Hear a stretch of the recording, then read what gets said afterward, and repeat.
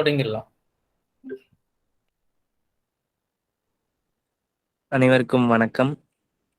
புதுதில்லி ஜவஹர்லால் நேரு பல்கலைக்கழகத்தின் இந்திய மொழிகள் மைய தமிழ் பிரிவு நிகழ்த்தும் சிறப்பு நூலறிமுக உரைத்தொடரின் அமர்வுகள் 3 நாட்களாக நடைபெற்று வருகிறது.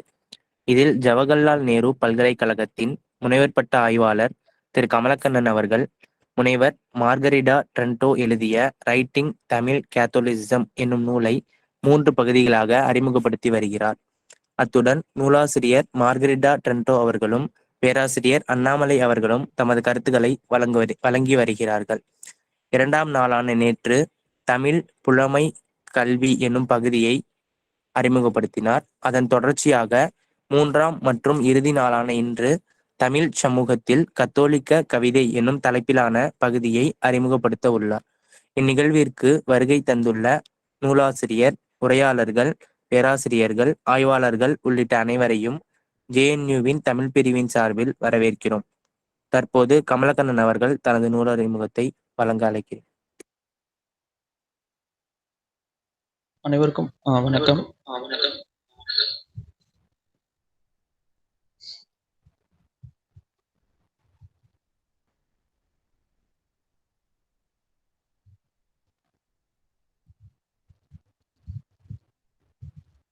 தமிழ் கத்தோலிக்கம் 18ஆம் நூற்றாண்டில் அதன் இலக்கியம், பரப்புரை, பக்தி ஆகியவற்றின் வரலாறு. இன்று 3ஆம் பகுதி தமிழ் சமூகத்தில் கத்தோலிக்க கவிதை என்பது அறிமுகப்படுத்தப்பட உள்ளது. இந்நூலின் 3ஆம் பகுதி 18ஆம் நூற்றாண்டு உபதேசியர்களுக்காக எழுதுதல், 18ஆம் நூற்றாண்டு உபதேசியராக வாசித்தல் எனும் 2 உட்பிரிவுகளை கொண்டுள்ளது. Writing for catechists of 18th century and reading as a catechist of 18th century என 2 தலைப்புகளில் ஆய்வாளர் நூலை பகுத்துள்ளார். ஏற்கனவே குறிப்பிட்டதை போன்று பாதிரியார்கள் இருவர் வீரமாமுனிவர் தமிழ்நாட்டில் இல்லாத வெள்ளை அல்லி, ரோஜா ஆகிய மலர்களை வெளிநாட்டில் இருந்து தருவித்து தருமாறு வேண்டினர் என்னும் கடித செய்தியின் வழி தொடங்குகின்றது.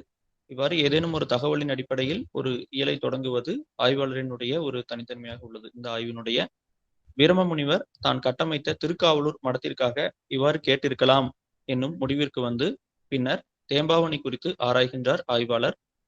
தேம்பாவணி இந்த பகுதி முழுக்கவுமே கத்தோலிக்க இலக்கியங்களை யார் வாசித்தார்கள், அதில் என்ன உள்ளது, எந்த பின்புலத்தில் எழுதப்பட்டது என்பவற்றை ஆராய்வதாக அமைந்துள்ளது. குறிப்பாக இலக்கணத்தை தவிர்த்து இலக்கியங்களுக்கு முதன்மை அளிக்கப்பட்டுள்ளது. அதுவும் தேம்பாவணி என்னும் காப்பியத்திற்கு மிகுந்த முதன்மை அளிக்கப்பட்டுள்ளது. தேம்பாவணி லத்தீன், தமிழ், இத்தாலியம், கிறித்தவம் ஆகியவற்றை உள்ளடக்கி யாவற்றின் பிரதிபலிப்பாக அமைகின்றது. சிலப்பதிகாரத்தை போன்று ஜோசப்பை தலைவனாக கொண்டு அவனது பிறப்பு முதல் இறப்பு வரையிலான செய்திகளை பேசுவதாக காப்பியம் அமைகின்றது. தண்டி அலங்கார விதிகளை இது பின்பற்றுகின்றது. வீரமாமுனிவர் இவ்வாறு அரிதின் முயன்று காப்பியம் இயற்ற வேண்டிய தேவை என்ன என்பதை ஆய்வாளர் இங்கு ஒரு வினாவாக எழுப்புகின்றார். அதாவது ஒரு மதம் பரப்புகின்றவருக்கு அல்லது அதை நோக்கமாக கொண்டு வருகின்றவர் ஒரு மொழியை படிக்கின்றார், அதற்காக மொழியை படிக்கின்றார். அதையும் மீறி காப்பியம் எழுத வேண்டிய தேவை என்னவாக எழுந்தது, அரிதின் முயன்று எழுத வேண்டிய தேவை என்னவாக இருந்தது என்பதை விளக்கி தமிழ் புலவர் என்ன என தன்னை அடையாளப்படுத்திக் கொள்வதற்காக இருக்கலாம். இக்காப்பியத்திற்கு பிறகே இவருக்கு வீரமாமுனிவர் என்னும் பெயர் ஏற்படுகிறது என்கின்ற தகவல்களை வைக்கின்றார். வீரமாமுனிவரின் பண்புகளுள் இதுவும் குறிப்பிடத்தக்கது. ஏற்கனவே குறிப்பிட்டதை போன்று புருஷார்த்தங்களுள் இன்பம் என்பதை தவிர்த்து மற்றைய 3ஐயும் இது பேசுகின்றது. ஜோசப் மேரி திருமணம் தொடர்பான காதல் விவரிப்பு கூட இதில் இல்லை. இன்பம் என்பதை ஒரு சிற்றின்பம் என்பதாக கொள்வதால் இவ்வாறாக செய்கின்றார். வீரமாமுனிவர் கம்பரை புகழ்ந்து கம்பரை விட கூடுதலான வண்ணங்களை தன்னால் பயன்படுத்த முடியும் என குறிப்பிடுகின்றார். கம்பர் அளவிற்கு போட்டியிடுகின்றார் என்பதை வைத்துக் கொண்டு அவருடைய நிலைப்பாடு என்னவாக இருக்கும் என்பதை அறிய வேண்டியுள்ளது. எல்லா காப்பியங்களையும் போலவே இதுவும் பாயிரம், கடவுள் வாழ்த்து, நாடு, நகர் அறிமுகம், தலைவன் அறிமுகம் என்னும் வரிசையை பின்பற்றுகின்றது.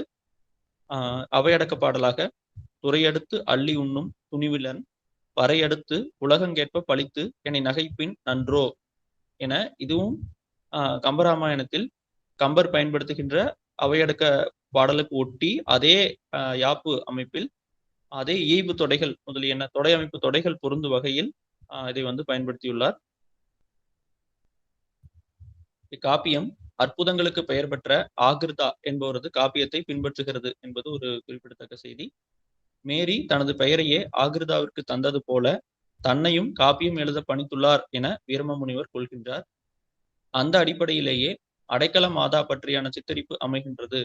இது இன்றைய ஆலயத்திலும் காணப்படுகிறது என்பதை ஆய்வாளர் விளக்கியுள்ளார். இதற்காக நூலில் அந்த ஆலயத்திற்கு சென்று இந்த விவரிப்புகளில் இடம்பெற்றுள்ள வகையிலேயே இன்றைய சிலையும் இன்றைய நிலையில் இருக்கின்ற சிலை, அந்த கோயிலின் அமைப்பு யாவும் ஒத்து வருவதை படங்களோடு சான்றுகளோடு நூலில் விளக்கியுள்ளார். மாதா தலையாடை உடுத்தி இருப்பது பழைய தமிழ் மரபின் தொடர்ச்சியாக இருக்கலாம் என்னும் கருத்தை ஆய்வாளர் முன்வைத்துள்ளார். இது இவ்விடத்தில் குறிப்பிடத்தக்கதாய் அமைகின்றது. அடுத்து, பாலஸ்தீனத்தையும் ஜெருசலேமையும் தமிழ்நாட்டின் ஒரு பகுதியாக வீரம முனிவர் அமைத்துள்ளார். இந்த அடிப்படையிலேயே தொடக்கத்தில் நில வளங்கள் விளக்கப்பட்டுள்ளன. எவ்வாறு இவரால் ஐரோப்பாவிலிருந்து வந்த ஒருவரால் தமிழ்நாட்டின் நில வளங்களை எவ்வாறு விளக்க முடியும் என்கின்ற ஒரு வினாவையும் எழுப்பி, சதுரகராதியவே ஒருவர் உருவாக்குகிறார் என்றால் அதில் இடம்பெறுகின்ற இயற்கை பொருட்களை எல்லாம் மேற்கோள் காட்டி அவ்வளவு திறமை உள்ள ஒருவருக்கு இது எதிர்பார்க்கத்தக்க ஒன்றாகவே நாம் ஏற்றுக்கொள்ளலாம் என்னும் முடிவிற்கு வருகின்றார். வீரம முனிவர் இயற்கை பற்றி பேசினாலும் அதை எவ்வித குறியீட்டோடும் தொடர்புபடுத்தவில்லை. அதாவது இயற்கை அதோடு வெற்று வர்ணனை என்பதாகவே நின்று விடுகிறது. அதற்கான எந்த உள்ளுரையாகவோ ஊமமாகவோ வேறு மனிதரோடு தொடர்புடையதாகவோ பழைய தமிழ் அக அமைப்பை ஒரு எந்த இடத்திலும் பயன்படுத்தப்படவில்லை. இது பின்னரும் விளக்கப்படுகின்றது. இந்த பகுதிகளில் தற்குறிப்பேற்ற அணியை மிகுதியாக பயன்படுத்தியுள்ளார். தற்குறிப்பேற்றத்தை ஊகாஞ்சிதம் என்ன தனக்கான ஒரு பெயராக கொள்கின்றார். இவற்றுள் ஒன்று குறிப்பிடத்தக்கது. இந்த ஊகாஞ்சதத்திலிருந்து மீண்டும் அந்த பகுதி அல்லது அந்த பத்தி மீண்டும் தொடர்ந்து செல்கின்றது. ஒரு இடத்தில் மதிலில் கொடி அசைவது என்பது சிலப்பதிகாரத்தில் அது மக்களை உள்ளே வர வேண்டாம், வாரலை என்பன போல் மறித்து கை காட்ட என்பது போல் அந்த தொடர், அது மக்களை மதுரைக்கு உள்ளே வர வேண்டாம் என்பதை குறிப்பால் உணர்த்துகிறது. அதுவே இந்த காப்பியத்தில் வாருங்கள் வாருங்கள் என அழைப்பதாக மாற்றி வீரம முனிவர் மாற்றி அமைக்கின்றார். இந்த கொடி, இந்த மதில் இவையெல்லாம் நேரடி ஓமமாக எடுத்துக்கொள்ளாவிட்டாலும் இது ஏன் இவ்வாறு பயன்படுத்தினார் என்னும் வினாவிற்கு ஆய்வாளர் சென்று, இது miracle of the journey of Santa Claus to Loreto என்பதனுடைய தாக்கமாக இருக்கலாம் என்பதாக கருதி, இந்த தொன்மம் இஸ்லாமியர்கள் படையெடுத்த போது தேவதைகள் பாலிஸ்தீனத்தில் இருந்த வீடுகளை காப்பாற்றினர் என்னும் செய்தியை குறிப்பிடுகின்றது. தேவதைகள் வீட்டை அந்த கிறிஸ்தவ யூதர்களினுடைய வீடுகளை எடுத்துக்கொண்டு சென்று லோரட்டா என்கின்ற இடத்தில் பத்திரமாக பாதுகாத்துக் கொண்டார்கள். அந்த வீடுகளின் மேலாக தேவதைகள் இருப்பதாக நம்பப்பட்டது. அதுதான் அந்த கொடி என்பதாக வீரம முனிவர் கொண்டதாக ஆய்வாளர் குறிப்பிடுகின்றார். அந்த இடம் வீரம முனிவருக்கு பிடித்த இடம். அதனால் அதை காப்பியத்திற்குள் கொண்டு வந்துள்ளார். இதில் பிறை தந்த கொடி உயர்ந்தோர் என்னும் சொல்லால் இஸ்லாமியரை குறிப்பிடுகின்றார். இதுதான் இது பற்றி அடிக்குறிப்பில் இஸ்லாம் பற்றிய மிகச்சிறிய கிறிஸ்தவ குறிப்புகளில் தேம்பாவனில் மிக அரிதாகவே இது போன்ற பிற சமய, அதாவது சைவம் தவிர்த்து அயல்நாட்டிலிருந்து வந்த சமயங்கள் பற்றியான குறிப்புகள் இடம்பெறுகின்றன. மிக அரிதாக கிடைக்கின்ற இதில் இந்த குறிப்புகளில் இதுவும் ஒன்று. ஆனால் தமிழ்நாட்டில் இருவரும் அருகருகேயே வாழ தலைப்பட்டனர் என ஆய்வாளர் குறிப்பிட்டுள்ளார். இதே கருத்து நாம் நேற்றும் கேட்க முடிந்தது. எனவே இதற்குள் அதிகம் செல்லாமல் அடுத்து, ஆய்வாளர் இத்துடன் நிறுத்திவிட்டாலும் வீரமா முனிவருக்கு இது பற்றிய சிந்தனை இருந்துள்ளது என்பதை அறிய முடிகின்றது. சிந்தனை என்றால் ஏதோ ஒரு வருத்தமோ அல்லது அதன் மீதான தன்னுடைய ஒரு பாதிப்பு இருப்பதை இந்த பகுதியில் இந்த இடத்தில் வெளியிடுவதாக நம்மால் அறிந்து கொள்ள முடிகிறது. அடைக்கலமாக அமையும் வீடாக திருக்காவலூர் ஆலயத்தை உருவகப்படுத்தியுள்ளார். அந்த தொன்ம கதையின் அடிப்படையில் இது வீடாக அமைகின்றது. இதுவே காலம் கடந்து ஒவ்வொரு இலக்கியமாக கடந்து மாறி மாறி வரும்போது இந்த காப்பியத்தில் தேம்பாவனியில் இது குடிசையாக சித்தரிக்கப்பட்டுள்ளது. இவ்விடத்திலும் மேலதிக தகவல்கள் இல்லையாயினும் வீரமாமுனிவர் எளியவர்களுக்கு அடைக்கலம் தருவதை முதன்மைப்படுத்தியிருக்கலாம் என கருத முடிகின்றது. இவ்வாறாக தேவதைகள் தமிழ் காப்பியத்தில் இடம்பெறுகின்றனர். இவர்களின் மற்றும் ஒரு பணியாக நன்றி நவிழல், பழைய ஏற்பாட்டு கதைகளை கூறுதல் ஆகியன அமைகின்றன என விளக்கியுள்ளார். இதன் வழி வீரமாமுனிவர் அகப்பொருள் இலக்கணத்தை ஏற்றுக்கொள்ளாமையால் புதிய கூற்றுக்குரிய மாந்தர்களாக தேவதைகளை இணைத்துக் கொள்கிறார் என்பதை வாசகர் நிலையில் நம்மால் யூகித்து உணர்ந்து கொள்ள முடிகின்றது. அகம் என்கின்ற இலக்கணத்தை முழுமையுமாக நீக்கிவிட்டால் அங்க இருக்கின்ற கூற்று நிகழ்ந்து போர் இது போன்ற இடங்கள்ல வந்து சிக்கல் ஏற்படும். அதில் புதிதாக இதை ஏற்று இந்த மாதிரி சேர்த்துக்கொள்கின்றார் என்பதாக நாம் புரிந்து கொள்ள முடிகின்றது. எனினும் இது பற்றி அந்த இடத்தில் கொஞ்சம் விளக்கி இருந்தால் இன்னும் நன்றாக இருந்திருக்கும். அடுத்ததாக பேய்கள். இதே காப்பியத்தில் பேய்கள் எவ்வாறு பங்கு பெறுகின்றன என்பது முதன்மையான பகுதி. தேவதைகளின் மற்றொரு பண்பாக பேய்களிடமிருந்து மக்களை காப்பது அமைகின்றது. வீரமாமுனிவர் தனது எதிர் சமயத்தினரை பேய்களாக இக்காப்பியத்தில் சித்தரித்துள்ளார். பேய், பிசாசு, குணுங்கு என்னும் அப்பகுதியில் இருந்த வட்டார வழக்கு முதலியன பயன்படுத்தப்பட்டுள்ளன. கலிங்கத்து பரணியை இதற்கான மாதிரியாக பயன்படுத்திக் கொள்கின்றார். எகிப்து நோக்கி பயணப்படும் குடும்பம் இப்பேய்களை எதிர்கொள்கின்றது. இந்த காப்பிய கதையில் எகிப்தை நோக்கி ஒரு குடும்பம் வந்து பயணப்படுகின்றது. அந்த எகிப்து செல்லும் வழி பாலை வழியோடு ஒப்பிடப்படுகின்றது. அவ்வாறு செல்லும் போது பேய்களினுடைய தாக்குதலுக்கு அந்த குடும்பம் படுகின்றது. அது பற்றி விவரிப்பில் இந்த செய்திகள் இடம்பெறுகின்றன. இந்த கருத்திலும் வீரமாமுனிவர் ஆகிர்தாவின் படைப்பை அடியுற்று சென்றாலும் அவரை விட மிகுதியான சித்தரிப்புகளை மேற்கொண்டுள்ளார். மொத்தமுள்ள 36 படலங்களில் 17 படலங்கள் எகிப்து பயணத்தை பற்றியனவாக அமைகின்றன. அடுத்து வீரமாமுனிவரின் பேய் தலைவன் ஜடாமுடி வைத்துள்ளான். அங்குள்ள பேய்கள் துதிக்கைகளை கொண்டுள்ளன. பேய்களின் தாடி தேங்காய் நாறுகளை போன்றனவாக சித்தரிக்கப்பட்டுள்ளன. இவையாவும் தன்னுடைய பரசமய எதிர்ப்பிற்கான ஆயுதங்களாக வீரமாமுனிவர் பயன்படுத்துகின்றார். இவ்வாறு பகடி செய்வதை இதற்கும் கலிங்கத்து பரணியை போன்றே கலிங்கத்து பரணியவே இதற்கும் முன்மாதிரியாக கொள்கின்றார். அங்கிருப்பதை போன்றே இப்பேய்கள் தம்முள் சண்டையிட்டுக் கொள்கின்றன. பேய் தலைவனாக பேய்க்கு அரசன் என்பவன் வந்து அமைகின்றான். இப்பேய்களின் சண்டையில் வெல்பவனாக சாத்தனாசு என்பவர். இது வந்து இட்டாலியன் சொல்லினுடைய டிரான்ஸ்லிட்ரேஷனாக இருக்கலாம் என்பது ஆய்வாளர்களுடைய கருத்தாக அமைகின்றது. இவனே தீய பண்புகளை உடைய இந்திய கடவுளரை படைத்தவனாக அமைகின்றான் என்கின்ற அடிப்படையில் ஒரு கட்டமைப்பை செய்து கொண்டு அதன் பின்னணியில் தன்னுடைய தான் சொல்ல விரும்பிய தன்னுடைய இறையியல் தத்துவங்களை வீரமாமுனிவர் இந்த காப்பியத்தில் வந்து பயன்படுத்துகின்றார். இவனது தீரச் செயல்களை எடுத்துரைப்பதன் வழி வீரமாமுனிவர் இந்து கடவுளர் மீதும் புராணங்கள் மீதும் கடுமையான தாக்குதலை வெளிப்படுத்தியுள்ளார். இவை படிப்பதற்கே கடினமானதாக உள்ளன என ஆய்வாளர் குறிப்பிட்டுள்ளார். பிற்காலத்தில் தேம்பாவணியை பதிப்பித்த பதிப்பாசிரியர்கள் இக்கால சூழ்நிலைக்கு தேவையில்லாத சிலவற்றை நீக்கியுள்ளோம் என்னும் குறிப்பு தந்து இவற்றை நீக்கியுள்ளமை பற்றி அடிக்குறிப்பின் வழி அறிய முடிகின்றது. 1995ஆம் ஆண்டு ஆனந்த் அமலதாஸ் அவர்களும் மற்றொருவரும் குஜராத்தில் உள்ள ஒரு பதிப்பகத்தின் வழியாக பதிப்பித்துள்ளார்கள். அந்த தகவல்கள் எல்லாம் இந்த பகுதியில் வந்து தரப்பட்டுள்ளன. அவர்கள் இந்த காலத்திற்கு இப்போதுள்ள சூழலுக்கு தேவை இல்லை என்பதனால் அதை நீக்கிவிட்டு நாங்கள் பதிப்பித்துள்ளோம் என அங்கு குறிப்பிட்டுள்ளார்கள். நீக்கிவிட்டும் பதிப்பு செய்துள்ளார்கள். பல்வேறு பாடல் சான்றுகள் இந்த பகுதியில் தரப்பட்டுள்ளன. அவற்றுள் சில இங்கு விளக்கப்படுகின்றன. வீரமாமுனிவர் கடிந்துரைக்கும் பண்புகளாக, அதாவது புராணங்களில் உள்ள பாத்திர பண்புகளை மிகுதியாக கடிந்துரைக்கிறார். அதில் குறிப்பிடத்தக்கதாக பிறன் மனைவி இறந்ததற்காக அழுவது, மனைவியிடம் அடிவாங்கி ஓடுவது, ஒருவன் மனைவியை தலையில் வைத்துக் கொள்வது முதலிய பண்புகளை வந்து கூறுகின்றார். இதற்கு அடுத்த நிலையில் திருநீற்றை மாட்டுச்சாணத்தோடும் திலகத்தை பெண்ணின் பூப்புக்கால ரத்தத்தோடும் மென்ஸ்ட்ரல் பிளட் இதோடும் தொடர்புபடுத்தி ஒப்புமைப்படுத்தி காட்டுகின்றார். இதற்கு வந்து அணையல் கால் பின்னிற்று செந்நீர் அணியன முதலில் பூசல் திலகமிடுவதை இவ்வாறாக குறிப்பிடுகின்றார். இவ்வாறான ஒப்பீடுகளை வீரமாமுனிவர் பிராமணர் அல்லாத சைவர்களை முதன்மைப்படுத்தியே பயன்படுத்தியுள்ளார் என்பது ஆய்வாளரின் கருத்தாக அமைகின்றது. இதன் காரணமாக 18ஆம் நூற்றாண்டில் சைவத்திலிருந்து மதம் மாறியவர்கள் சிலரை காண முடிகின்றது. இவ்வளவு கடுமையாக பேசுவதன் வாயிலாக பலரும் தங்களுடைய மதங்களில் இருந்து கிறிஸ்தவத்திற்கு மதம் மாறுகின்ற நிலையை வந்து காண முடிகின்றது. அதில் இருக்க விரும்பாமல் இது வந்து வீரமாமுனிவருடைய வெற்றியாகவும் கொள்ள முடிகின்றது. அடுத்ததாக பால் இயல்பு, பால் குறித்தான சிக்கல்கள் எழுகின்றன. அது பற்றியும் விளக்குகின்றார். வீரமாமுனிவர் பாலியல் சார்ந்த மோகத்தையும் வலிமையாக கண்டித்துள்ளார். பாலியல் தொடர்பான சிக்கல்கள் துவக்ககால மிஷினரிகளை ஆட்டி படைத்ததை கடிதங்கள் விளக்குவதாக ஆய்வாளர் குறிப்பிடுகிறார். வீரமாமுனிவர் கோயில்களில் வரையப்பட்ட சுவரோவியங்கள் கூட பெண்களை மையமிட்டனவாக அமைகின்றன என சாடுகின்றார். திருவிளையாடற் புராணத்தின் தாக்கம் ஓவியங்களிலும் பிரதிபலித்துள்ளது. அதாவது வீரமாமுனிவரின் சமகாலத்தில் திருவிளையாடற் புராணத்தின் செய்திகள், நடனம், ஓவியம் முதலிய பல்வேறு வடிவங்களிலும் வந்து தன்னுடைய பிரதிபலிப்பை வந்து காட்டுகின்றது. அதில் ஓவியம் என்பதில் கோயில்களில் வந்து ஓவியங்கள் வரையப்பட்டுள்ளன. அது கூட பெண்களை மையிட்டதாக அமைகின்றது.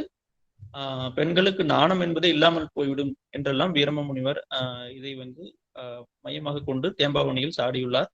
இவ்விடத்தில் வீரமாமுனிவருக்கு ஒரு நூற்றாண்டிற்கு முன்பு எந்த சமயத்தையும் இழிவுபடுத்த விரும்பாத நொபிலியின் மதமாற்ற செயல்பாடு ஒப்பிட்டு காட்டப்பட்டுள்ளது.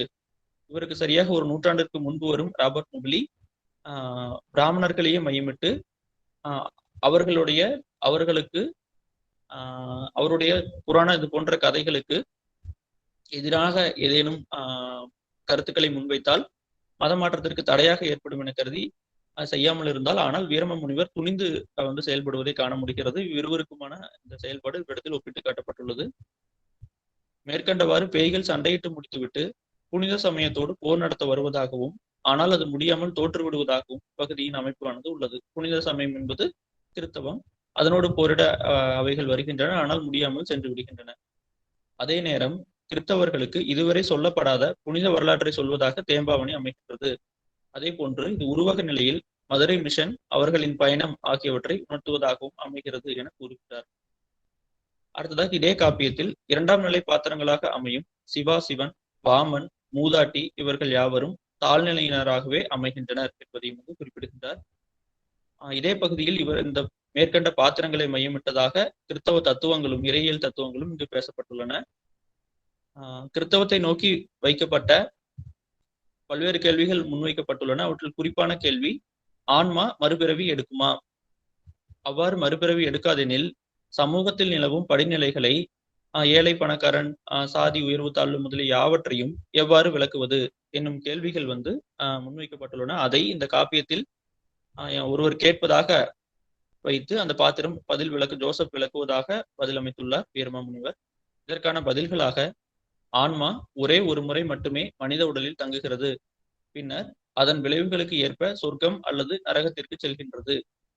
கடவுளின் படைப்பு திட்டத்தின் அடிப்படையில் இயற்கை விதிக்கு உட்பட்டு படைப்புகள் மீதான எவ்வித மதிப்பீடுகளும் இல்லாமல் ஆன்மா படைக்கப்படுகிறது என்பனவற்றை வந்து அமைக்கின்றார்.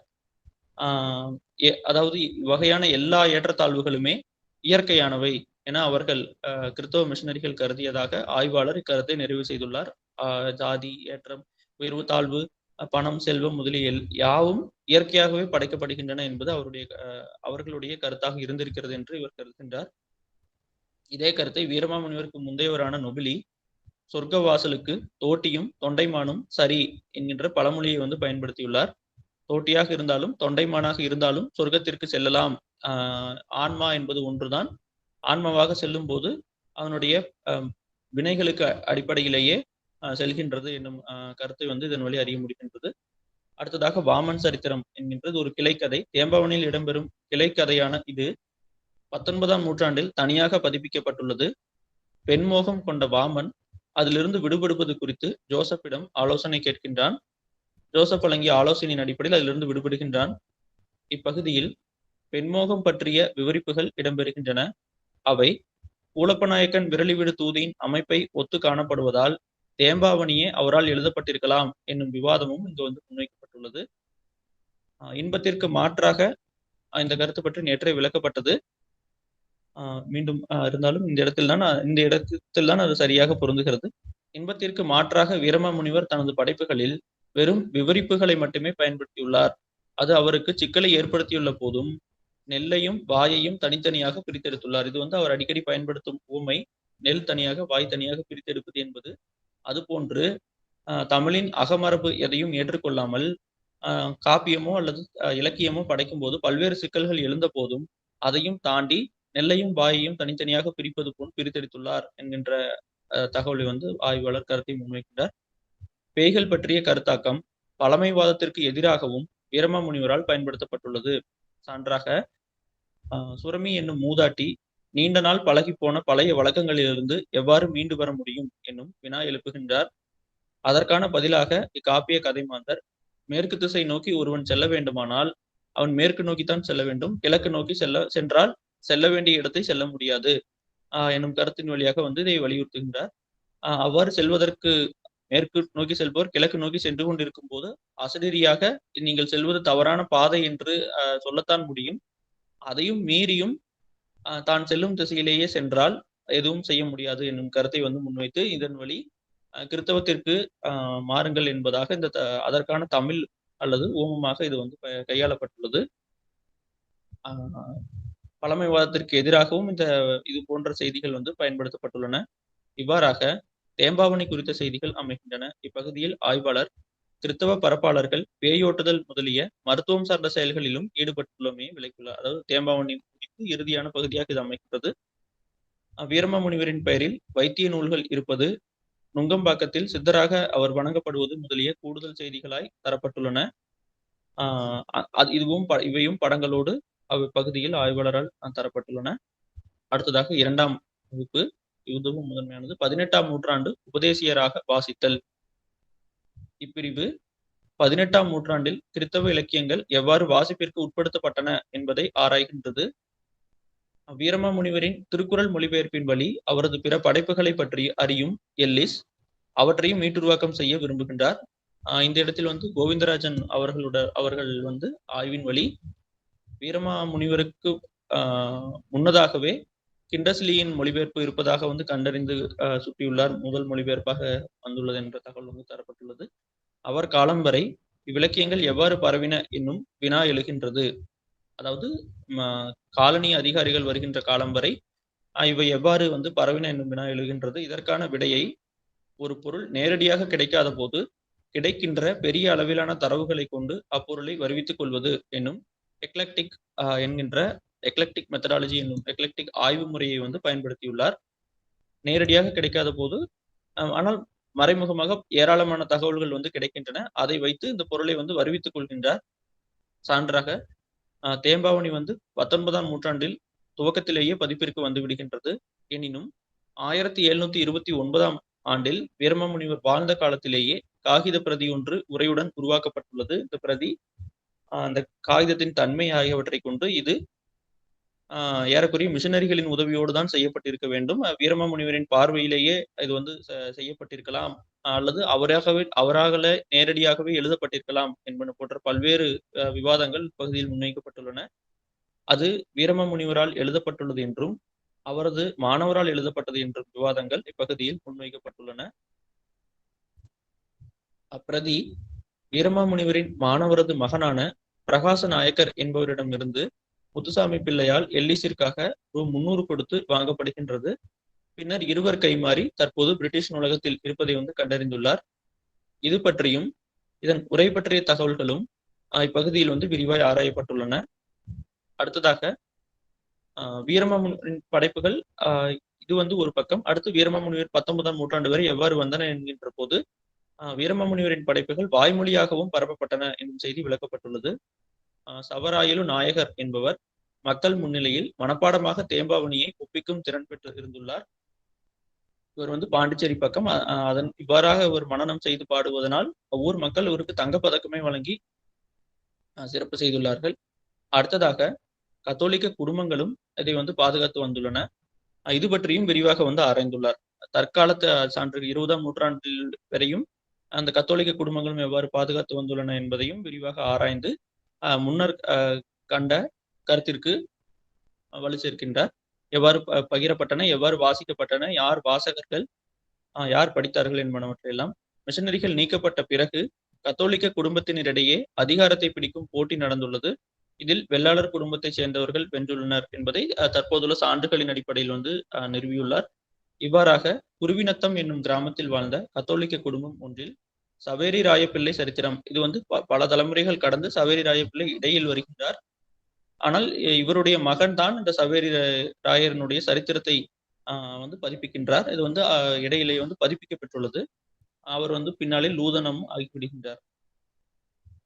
இந்த அடிப்படையாக கொண்டு இந்த சரித்திரம் குறித்து அற்புதம் என்பவர் வந்து ஆராய்ந்துள்ளார். அதில் சவேரி ராயப்பிள்ளை எழுதிய தேம்பாவணி, சதுரகராதி, கித்தேரியம்மன் அம்மானை முதலியவற்றை சவேரி ராயர் எழுதியுள்ளார் என்னும் குறிப்பு இடம்பெறுகின்றது.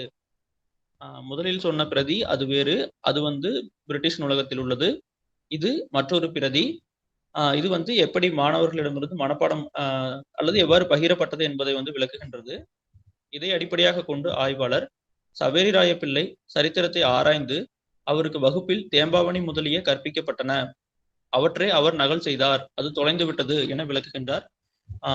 சவேரி ராய பிள்ளைக்கு எவ்வாறு அவர் நகல் செய்தார் அல்லது எப்படி அவர் பெயர் வருகிறது என்றால் அவருடைய பள்ளி படிப்பில் பாடமாக தேம்பாவணி இருந்திருக்க வேண்டும்.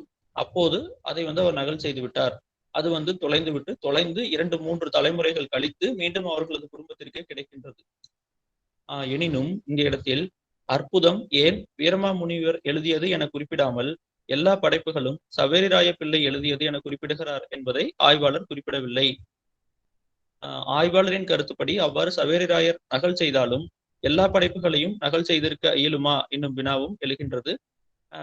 சான்றாக சதுரகராதி முதலியவற்றையும் நகல் செய்ய முடியுமா, அப்படி நகல் செய்தால் அதற்கான தேவை என்ன என்பன ஐயங்களாக எழுகின்றன. இவ்வாறாக நகல் செய்யப்பட்ட பிரதி கண்டறியப்பட்டது குறித்தும் விளக்கியுள்ளார். அதாவது முன் சொன்னது 3-4 தலைமுறை கழித்து ஒரு பிரதி கிடைக்கின்றது, தேம்பாவணிக்கான பிரதி.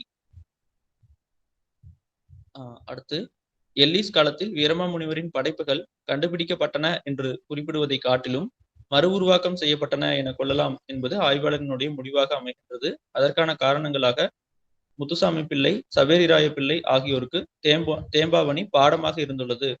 அத்தோடு சவேரிராய நாயகரால் வாய்மொழியாகவும் பாடப்பட்டுள்ளது.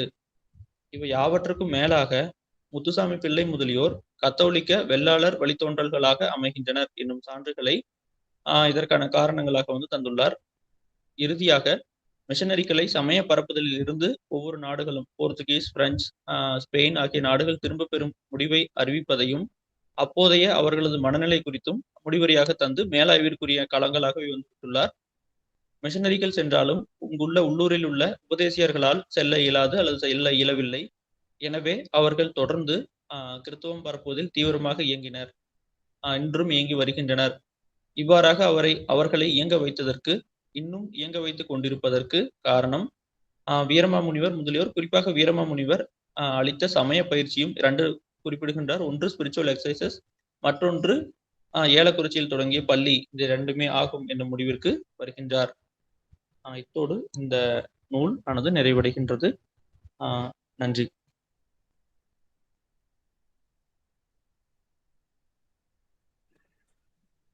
மூன்று நாட்களில் பகுதி பகுதியாக நூல் முழுமையும் அறிமுகப்படுத்தியமைக்கு நன்றி கமலக்கண்ணன். அடுத்ததாக நூலாசிரியர் மார்கரிடோ ட்ரென்டோ அவர்களை தம் கருத்துக்களை வழங்க அழைக்கிறேன். Hello everyone, vanakkam, and thanks again for this summary of the last part of the book. I hope you can hear me. It's a bit loud. I'll try to speak a little bit louder. So thank you for this, and as I did yesterday, I will try to focus on a few topics that emerged in your summary, and that perhaps might need some further elaboration. As everyone is here will realize, some of the topics that came up yesterday, as Kamalah said, we will be able to talk more about this today, questions of controversy and conversion, etc. But I will get to that a little bit later. So there are some themes that I think were interesting and that we might want to talk more about. One is the question of nature. So the role of nature in this poem, and in general, which is connected to me with geography, and perhaps it didn't, and it's some of the things that you talked about, the question of Loreto, the question of traveling, the question of nature, the question of flowers. All of these are connected in the sense of nature as one of the big elements through which Beschi and this poem Tembavani is actually showing the localization, so the way in which Christianity actually gets really localized and anchored in Tamil Nadu. So I will start saying some things about that. There was mention of Islam again here, and we discussed that today.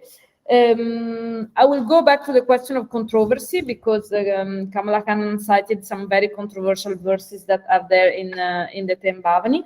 Then I will speak about women a little bit, because some of the passages, some of the things Kamalah pointed out in his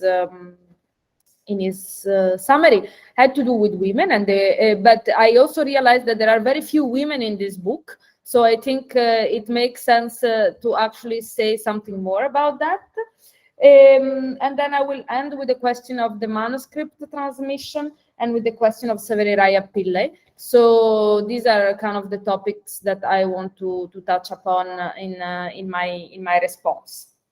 The question of nature, as Kamala said, I begin this last section of the book with speaking about flowers.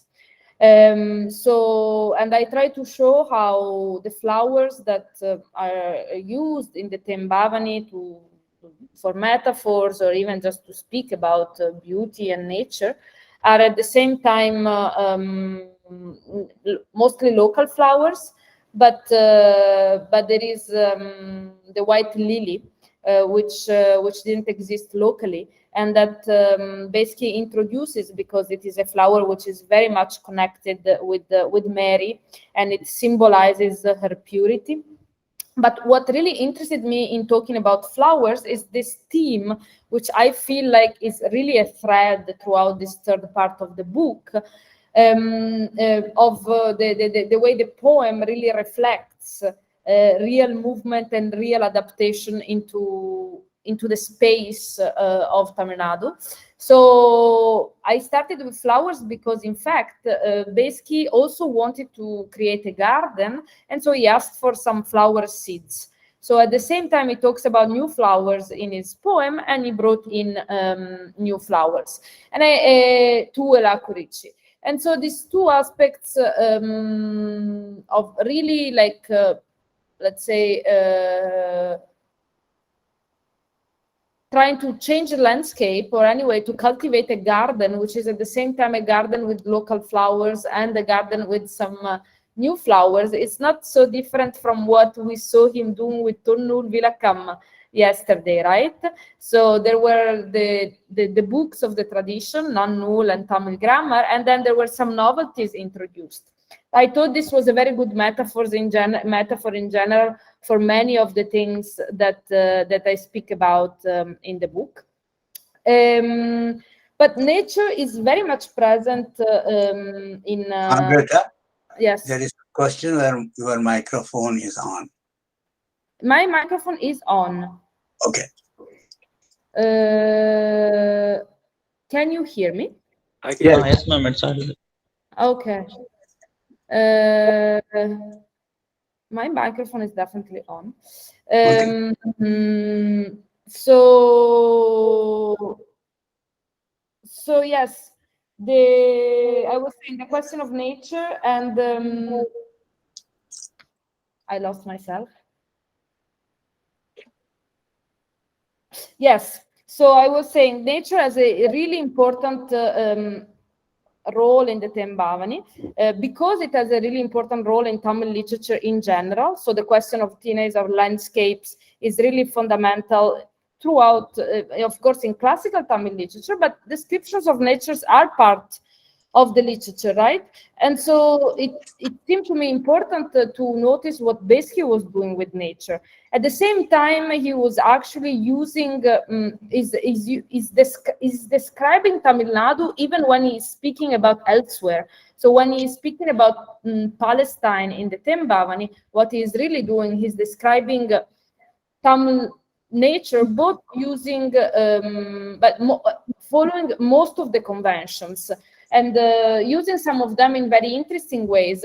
Recently, I was interested in pearls, and I started to look at as places in the Tembavani where actually Beschi talks about pearls.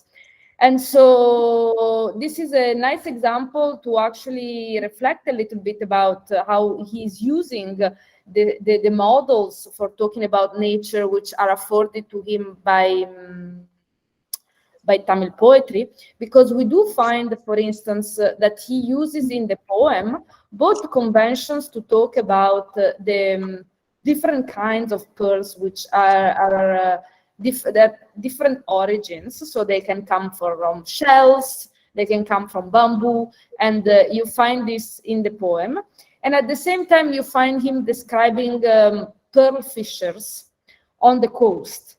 And this is, again, at the same time, something we find in Sangam poetry already. The, people on the coast fish for pearls, but it's also a reality of Tamil economic life, at least in the 18th century.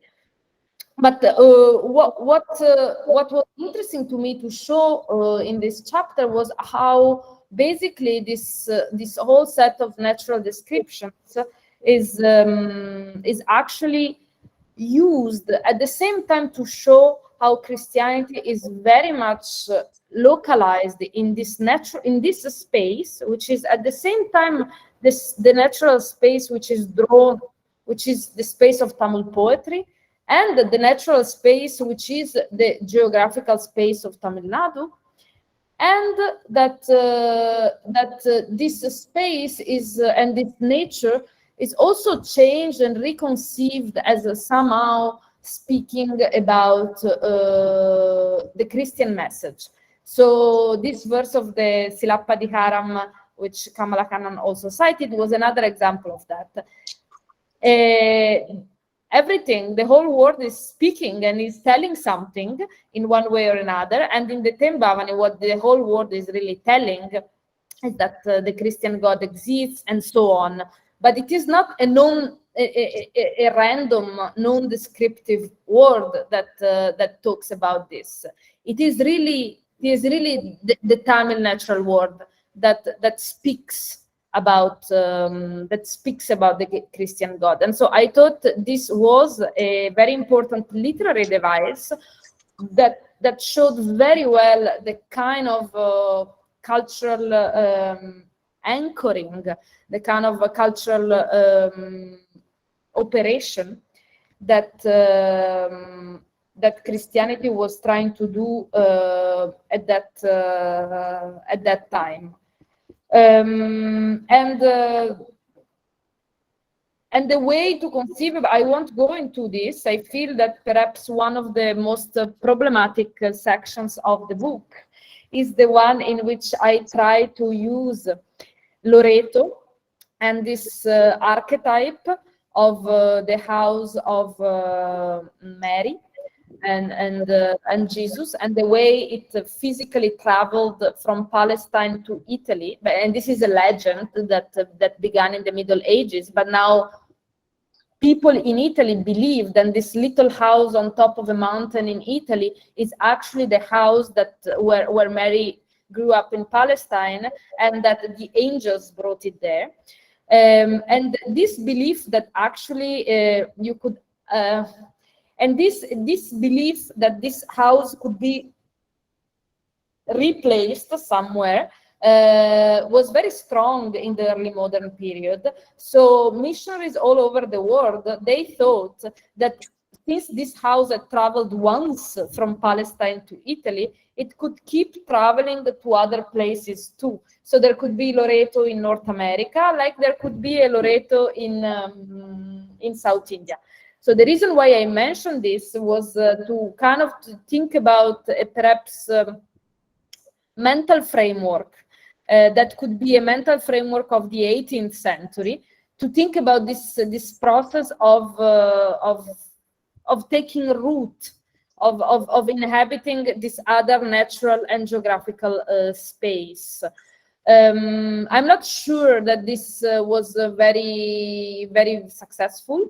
But indeed, this question of Loreto is connected to the question of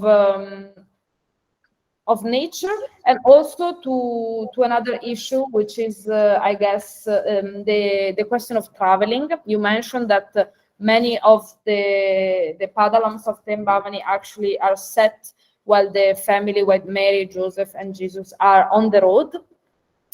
And I think that there is something that this is an important information, and that this at the same time allows to talk about displacement, but that one of the big themes of the book, and one of the big themes of actually missionary Christianity at this time, is precisely how does religion travel, and how to conjugate two aspects of this travel, and one is really the distance, and the second one is it is the necessity of translation that it comes with. So this was the first topic that I thought would be interesting to address. The second one is the topic of controversy. We already talked about it yesterday. I wanted to say a few other things, because indeed this reading of these passages in the Tembavani were clearly the polemical target are mostly Shaivas.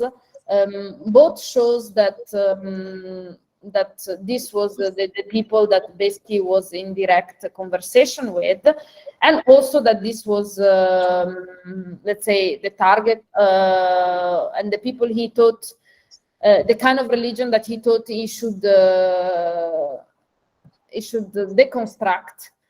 But what I wanted to say is that perhaps I haven't told this as much yesterday, but that there is a very long tradition of religious debates in South India. You know it better than me, but this idea of criticizing and attacking each other's religion is perhaps a little bit less aggressive than it looks to us today. And you mentioned, and I wanted to talk more about this because I want to be very correct about this. I do mention in the book that very often scholars of Christian literature have not focused on polemical passages.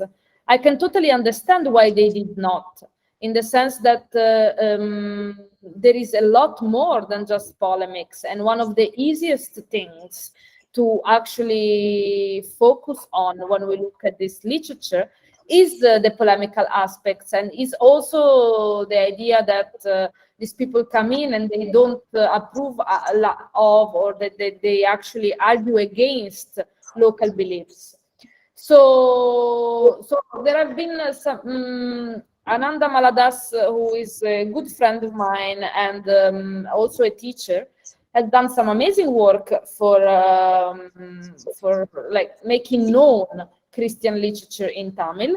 But it is true that his perspective has always been one of interreligious dialogue, and so the aspects that were more important to stress were the aspects which are actually there, in which there is a shared word, there is an attempt at understanding each other, and already the fact that Besky thought perhaps that the math could be a good educational model tells a lot about how we might have appreciated, for example, Shaiva education and models of pedagogy, or etc.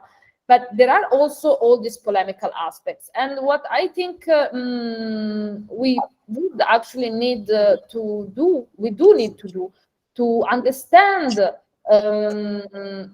this historical period a little bit better, is that people were polemical, but perhaps they were not as offended by polemics as we are today, in the sense that debating one against each other while also respecting each other, I don't know, and that there were certainly tensions, that there were certainly polemics, but that this was really very much part of a debate in which everyone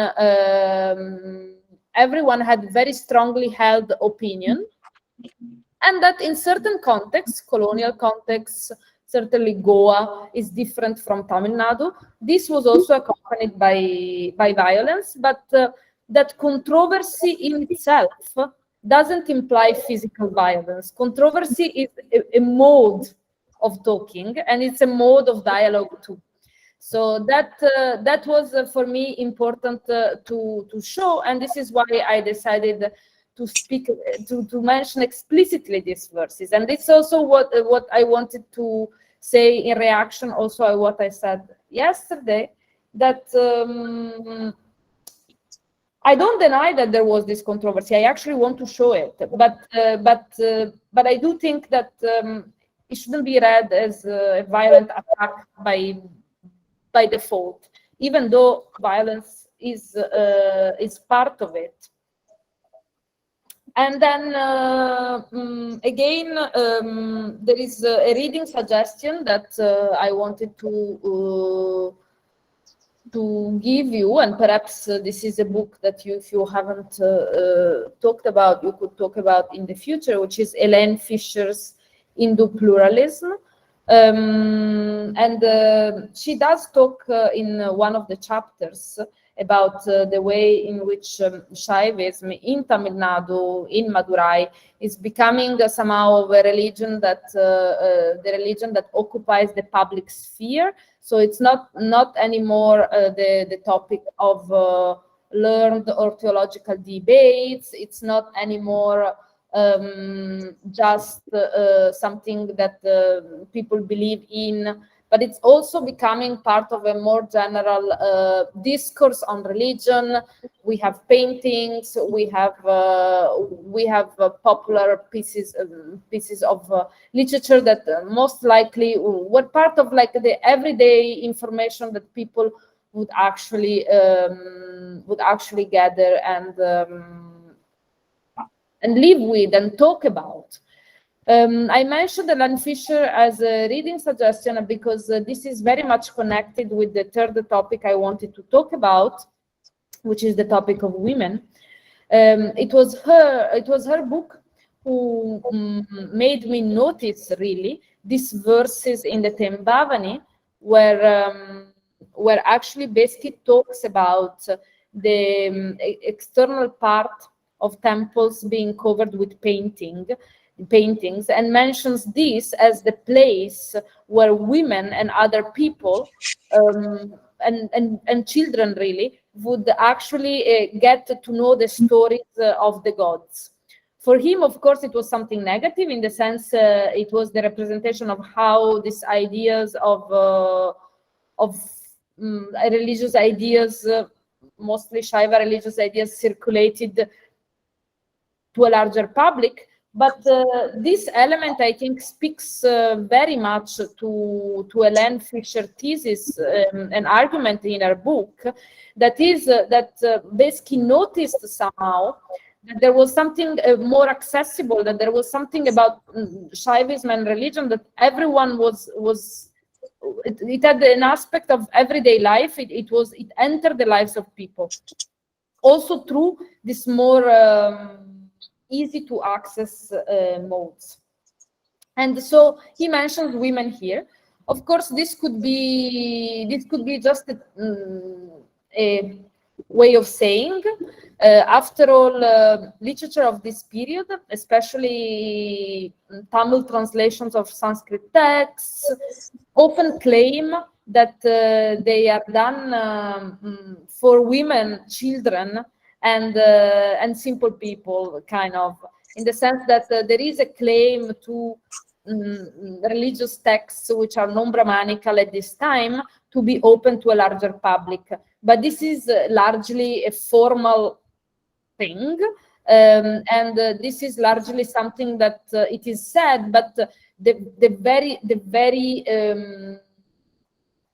very formal aspects of the texts deny it, because it's very often very refined Tamil poetry, Tamil kavyam, as in the case of the Tembavani, that women would perhaps not be able, and certainly children would not be able to read.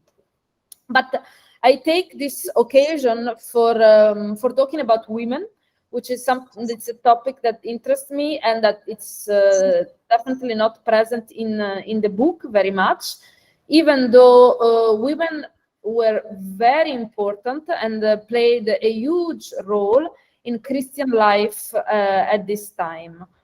Very often when we have stories of conversion, both in Jesuit letters and in local village stories, the beginning of conversion in this or that village, or the beginning of the conversion of a certain group, often happens because a woman converts.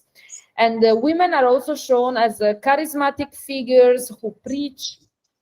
They are often also the people who actually are the object of miracles. So in Catholic sources of this time, very often the whole sphere of the miraculous is connected with women. And there is also one other aspect which it emerges very tangentially in the last chapter of the book. In the family of Saveriraya Pillai, about which I speak, there is one woman, which is the mother of Saverimuttu, who is the person who is responsible for his education and who pushes him to study the Tembavani. So I think that there is something that I have not done, but that could be done, which would be to actually try to pierce together these sources and to look about the social role of women in Christianity at this time, and that perhaps with some more research we could also find out the way these women related to literature, the way they perhaps enjoyed theater, natakams, plays, songs, the way they participated in the education of their sons and daughters. All of this I think is very important, and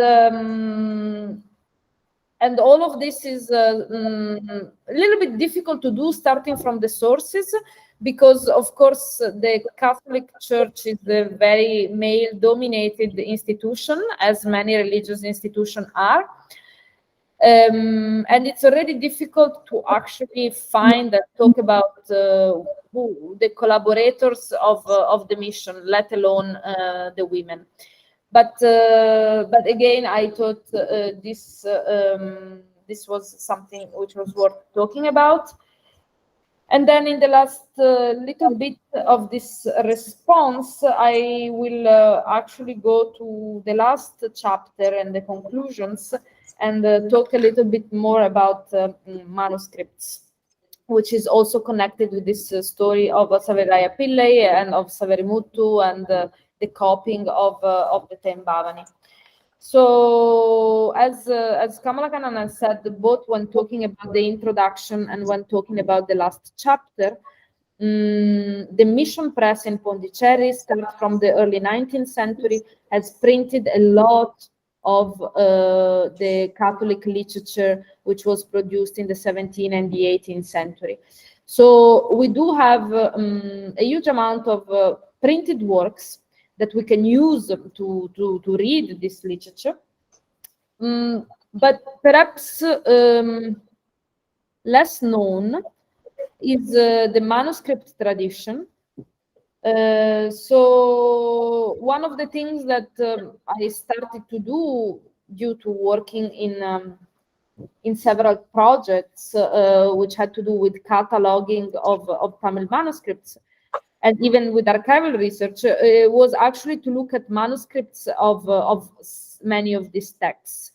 And this was somehow of an entry point to look at and the strategy which I used in the last chapter, as Kamala said, to study the history of reading and the history of circulation, which I think are also very important topic to answer my first question, the one that we talked about the first day, when I told you when I actually started to write this book, I had the literary corpus and especially one big masterpiece, which is the Tembavani, but I had no idea about who the readers of this text might be.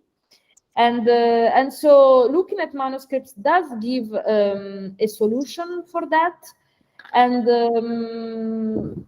because we actually see that very often in manuscript, as you perhaps all know, we find information about people copying a manuscript at a certain place, at a certain time. So we have an idea that at this place and time, the text was read, it was commented upon, it was important. And I do think that this is something which has been really understudied, which is the Catholic manuscript tradition. It also shows that certain texts and certain people that are not very important for the historians of Christianity in Tamil Nadu, like myself, were extremely important for the people. So I only mentioned this very briefly in the book, but there are some characters of writers like Chinna Saveria, who is the Tamil name of Giacomo Tommaso de Rossi, another priest, was a very prolific writer, and also someone whose works were very, very important for the people. We have enormous amount of manuscripts. So I just think that it is important for any tradition to go back to the manuscripts, and it is perhaps one of the best ways to try to do the history of reading. And the reason why the whole story of Saveriraya Pillai was so interesting to me is exactly because it talks about it is a diary, the diary of this person, talks about one such case of a manuscript tradition, not by, I don't have their manuscripts, but I know they copied them and I know they used them for their education. So this little trick about Savarimutu having composed all of this Tembavani and other Beski's text was just a rhetorical device, because in one text, in one little summary, this is how the story is presented. But what we really discover from Saveriraya Pillai's diary is that his family actually studied the Tembavani, copied it, and the manuscript was sold and passed by by father to son, etc. So it was, I think, a good complement. On one hand, I had some manuscripts and I could study the objects and their circulation. And on the other hand, I have this text, which is very rich because it tells us about exactly how these manuscripts were studied and copied, and that they were important. So this is why I really thought this was a great source for this history of circulation. And what was also interesting was that it brought together these two aspects, which is Catholic Christianity and Protestant Christianity. We saw that these two forms of Christianity also argued against each other. And then to go back to the question of polemic, some of the things Beski writes in Tamil against Luther are much harsher and more aggressive than the things that he writes about certain local gods. So this question of polemics is also there within these two forms of Christianity, which were very much apart at this historical time. But in the figure of Saveriraya Pillai, we see how the two things start to cross each other, and how we have conversions from one form of Christianity to the other. So these were some of the themes that I wanted to talk about in reaction to this presentation. And also, just to conclude, I thought that one element that perhaps didn't appear in the conclusions that Kamala presented, and that is that I mentioned very fast in the book, but that I realized was perhaps one angle to read the whole book, is that I think that in this process of in what Sheldon Pollock has defined the process of vernacularization. So in this process of the region of Tamil Nadu becoming, let's say, a political, cultural sphere in itself, in the process of its literature becoming rooted in the process of Sanskrit being translated in Tamil, and in the process of other literature, like Christian literature, Latin, etc., that basically translates. The role of religion was really important, and a lot of what has been said so far about vernacularization had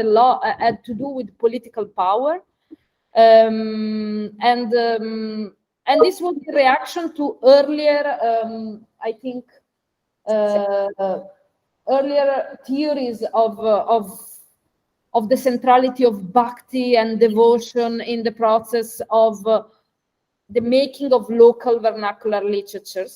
But I do think that looking at what Christianity did, not only in the terms of devotion, but also in terms of institutional development and the close connections between political, religious, and social power and articulation, we do find some very interesting elements. So really, one of my interests after having written this book, one of the big things that I'm curious about is the role of religion at this time in what it's like in the post-medieval, early modern, second millennium, or however we want to call it. What religion is doing, how literature and religion and political power are articulating one with another. So I thought this the interest of actually looking at religion and literature together beyond this idea of devotion and the natural language and all of this is one take. That's something that I take with me after completing this book. So I think I'll stop here, and I hope I have somehow responded to some of the things that emerged from the presentation of this last part of the book. And I let Professor Anna Malai perhaps speak. Thank you for sharing your opinions, ma'am. அடுத்ததாக பேராசிரியர் அண்ணாமலை அவர்களை உரை மீதான தனது கருத்துக்களை பகிர்ந்து கொள்ள அழைக்கிறேன்.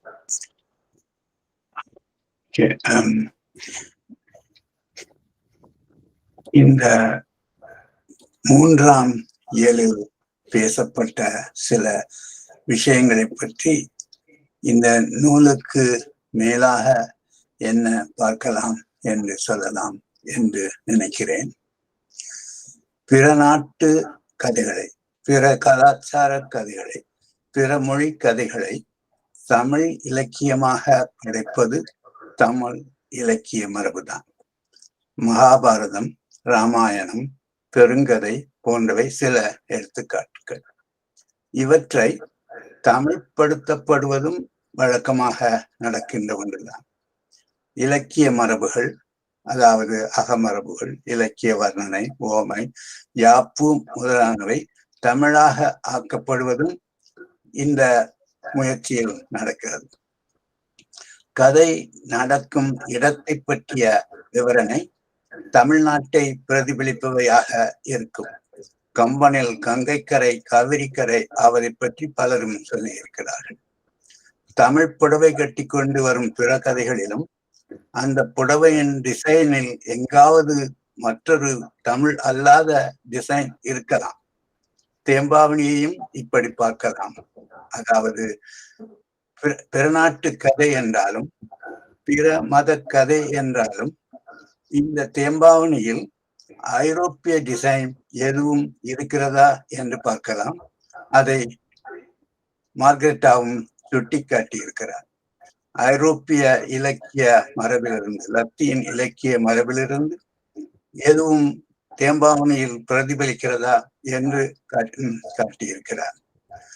தேம்பாவணியை பெஸ்கி எழுதினாரா என்பதை விட இப்படி ஐரோப்பிய இலக்கிய மரபுகளின் பிரதிபலிப்பு எப்படி இருக்கிறது என்று பார்ப்பது ஒரு முக்கியமான ஆராய்ச்சி கேள்வி. தேம்பாவணி தரும் கத்தோலிக்க இறையியல் கருத்துகள், லத்தீனில் காவியம் பற்றிய கொள்கைகள், லத்தீனின் காவிய மரபுகள் சுப்ரதீவ கபிராயருக்கு தெரிந்திருக்க வாய்ப்பில்லை. இவை தேம்பாவணியில் உள்ளன. அதனால் இவற்றை சுப்ரதீப கபிராயர் எழுதியிருக்க முடியாது. இதுவே இந்த கேள்விக்கு தக்க பதிலை கொடுக்கும்.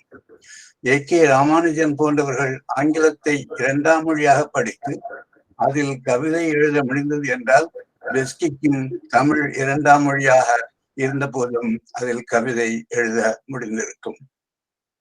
வேதக்கதைகள், சமணக்கதைகள், புத்தக்கதைகள் தமிழில் இலக்கியம் ஆவதற்கும், கிறித்துவ கதைகள் தமிழில் இலக்கியம் ஆவதற்கும் ஒரு பெரிய வித்தியாசம் இருக்கிறது.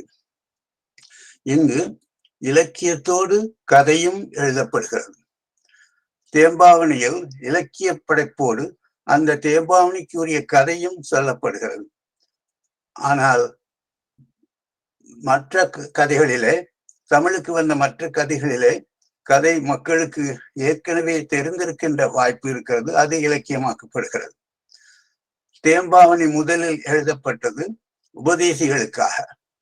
அவர்கள் மக்களுக்கு கிறிஸ்தவ மதத்தை எடுத்து சொல்வதற்காக, கிறிஸ்தவ கதைகளை எடுத்து சொல்வதற்காக, கிறிஸ்துவ கதைக்கு தமிழ் இலக்கிய அந்தஸ்து கொடுப்பதற்காக தேம்பாவணி எழுதப்பட்டது எனலாம்.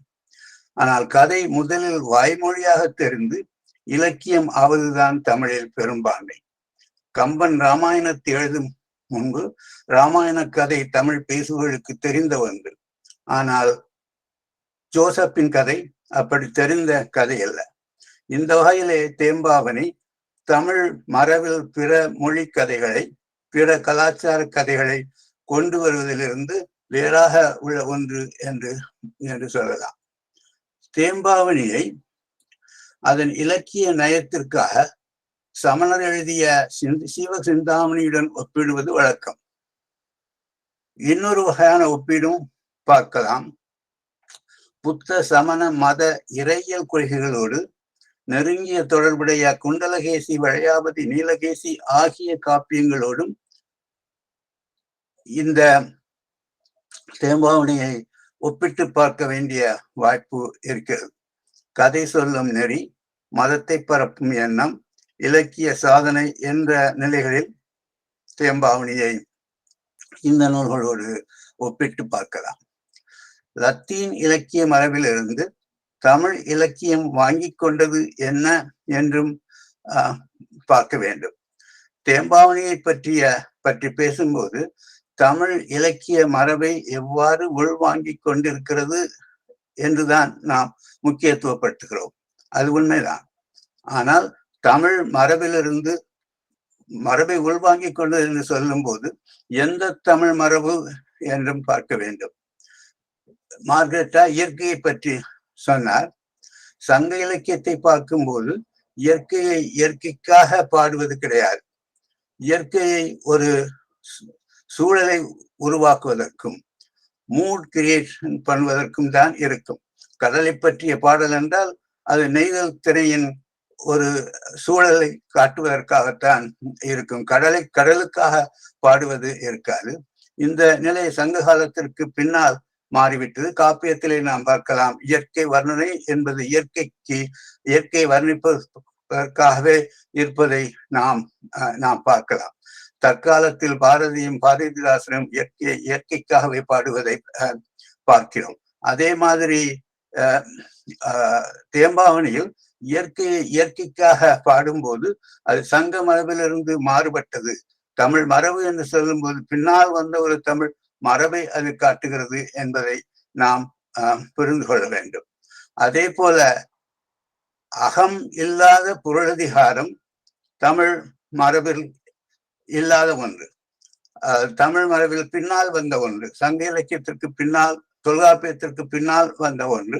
அதை பெஸ்கி பின்பற்றுகிறார், அதை மேலெடுத்து சொல்கிறார். ஆகவேதான் தமிழ் மரபை தேம்பாவணி வரித்து கொண்டது என்று சொல்லும் போது எந்த தமிழ் மரபு என்ற கேள்வியும் பிறக்கிறது. சமஸ்கிருத இலக்கிய மரபிலிருந்து தமிழ் இலக்கியம் வாங்கி கொண்டது நமக்கு தெரியும்.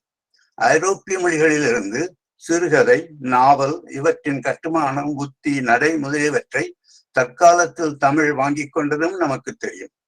காப்பியத்தில் தமிழ் ஐரோப்பாவிலிருந்து பெற்றுக்கொண்டது என்ன என்ற கேள்வி எழுப்பி பதில் காண தேம்பாவணி வழிவகுக்கிறது. தேம்பாவணியை எது கத்தோலிக்க இலக்கியம் ஆக்குகிறது? மார்கரெட்டா கேத்தலிக் போயட்ரி என்று தலைப்பிலே சொல்கிறார்.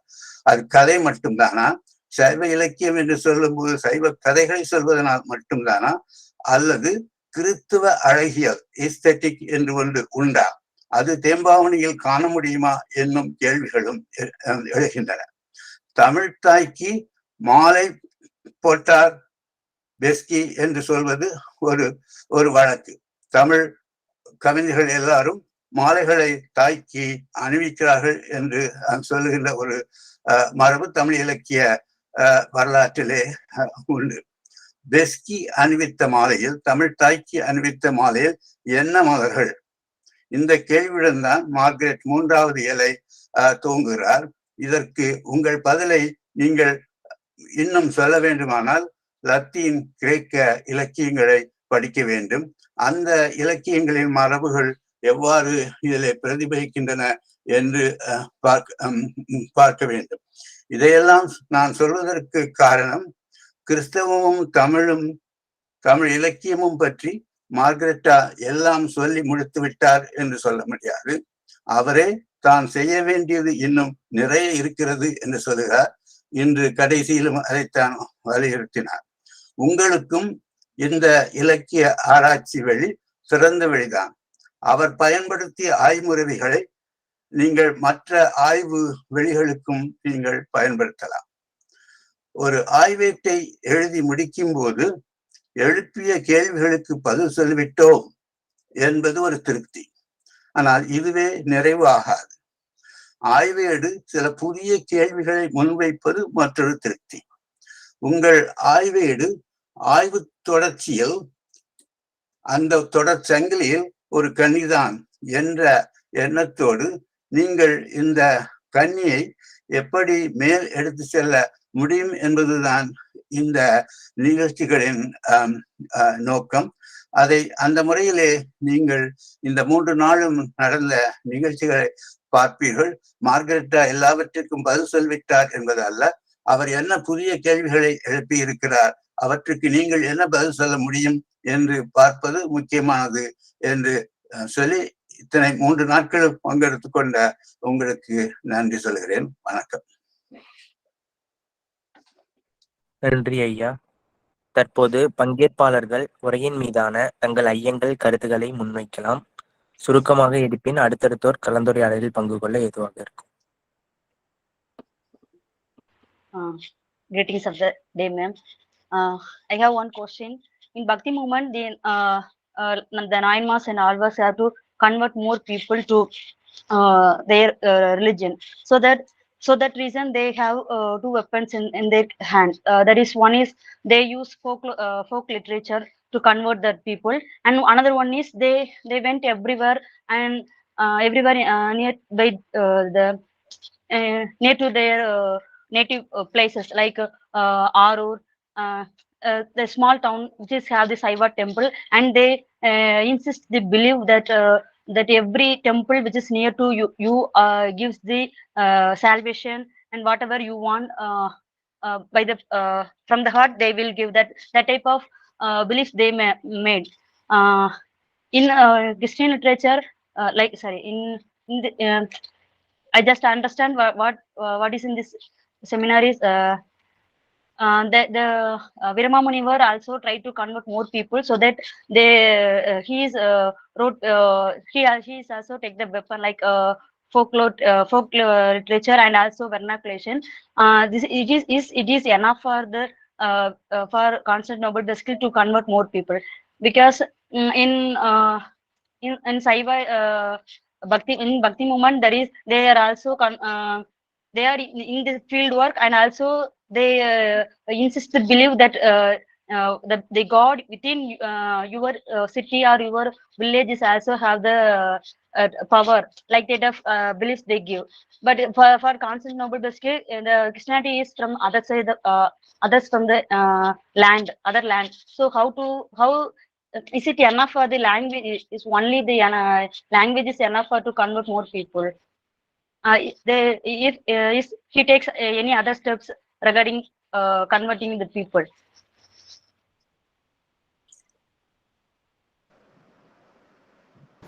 So thank you.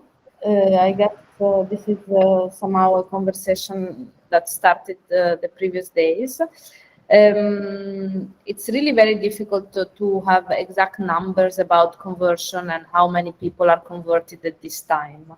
I said it yesterday. I can say something more about this. We have very few parish diaries. We don't know how many people were baptized in Tamil villages in the 17th and 18th century. We have some letters telling numbers, and sometimes it's hundreds of people, sometimes it's some thousands of people, but still we are not talking about very big communities. You talk about folk literature and about different moods beyond languages of converting. So some of the things that I talk about in the book, which are not so connected with literature, is, for example, healing. So let's say that not only missionaries, but also catechists, upadesya, and other people who are converted, they do also perform, let's say, healing. At the same time, missionaries had a certain amount of medical knowledge, and they had gardens with herbs. And then there was prayer, and there was somehow charismatic forms of healing. So this was certainly one other aspect that was important in terms of reaching out to the people and converting. There was certainly ideas of a certain amount of social mobility and self-reinvention, in the sense that people who actually, especially people who started to work closely with the missionary, sometimes would be sent to study elsewhere on the coast, sometimes in Goa, sometimes in Kerala. So this might have been attractive to someone. But the question of the gods and goddesses being rooted in villages and temples, this is a big question. This is something that I try to talk about also before, when I talked about nature.